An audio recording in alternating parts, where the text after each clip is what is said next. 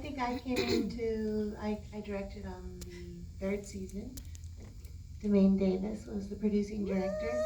And I think just, for me, it was just a dream because I'd watched all these other directors come through and knowing that they could do it and that Ava had given all of us a chance in episodic. And so, I don't know, a thing in my episode that I really loved was, I don't know, all of it, just every single moment. It's like I work in television as a writer, and I always wish every show was run like this. What struck me watching this, and I was working on a set in Canada, but I would come home and I got, what's that secret thing where you can watch show VPN? People watch, because because they have OWN up there, yeah, and I was like, oh, it's coming You have on to give a tonight. drop of blood in your social security number. Exactly. And I'm They have like, your what? I name on can't it watch every second the that you're show, and the watching show it. is out, and I'm so mad. But I saw this at home, and I was at home watching, and I was like, don't drink it, oh my God, don't do it. And she did it, and I was like, oh my God. And what amazes me every time about the show when I watch it is I get so wrapped up that I forget, like, Darla's apartment, that's a real apartment. That apartment is so small. That's a, what do they call it? The shotgun. Shotgun, yeah. It's a practical, but it's like this. And I'm looking at all these angles and I'm like, what? And I know they didn't take a day to shoot those scenes because that's not the show. Yeah. And all of that emotion, everything that they got, and that's what they do every single time. And that's why I love the show so much. It's just, and I can't even believe, I pinch myself every time because I can't believe that I got to be a part of it. So, Victoria? I was part of the graduating class of first season,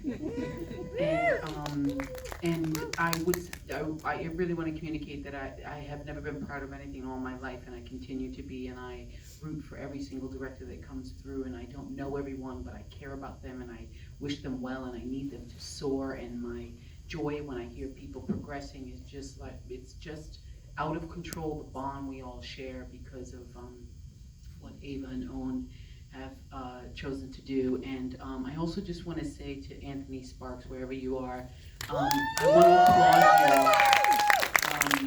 want to applaud you for elevating the content and doing something that's very difficult, is to come in and put shit into fifth gear. And I've said it to you privately, and I want to say publicly, that it's a really challenging thing to come in, and your talent and your skill set for years.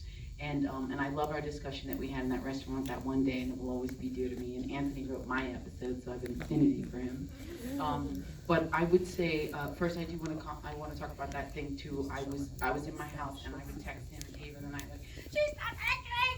I get so invested, and I would be filming all day, and I'll come home and watch it, and I don't care how tired or awake I am, and I need to see it, and I need to connect, and I'm curious, and I'm excited for all the characters and where they're going, and I really could not see where this season was going to go and how they were going to end it back up. But I love the beats, and I think that in that space, in the room, in the house, where it went back to humanity and just connectedness, and the way she's looking at him, the way he looks back at her, and Hollywood and I have that too. And I want to say when the fellas are in the house, and the kindness and the respect and the dignity and restoration that occurs, and there's so much when by.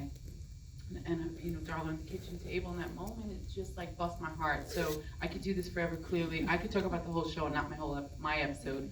But I will say one of the challenging things that I had that I love was that when I first went to work, Ava, I was like, so what do you want? What do you need? Because there's a playbook in a sense when you come in the middle, different from pilots, where you get to carve the aesthetic language. So I asked, and she said, you just do what you do. I hired you because of what you do, and I want each person to find their own way and do what they, like whatever your special sauce is. And I was like, really? It's like that? I thought for sure there was going to be some very finite. And I went and had a ball. I had a ball. And, my favorite moment with Zizi when we were outside and we were standing on that porch, and everyone knows this porch by now.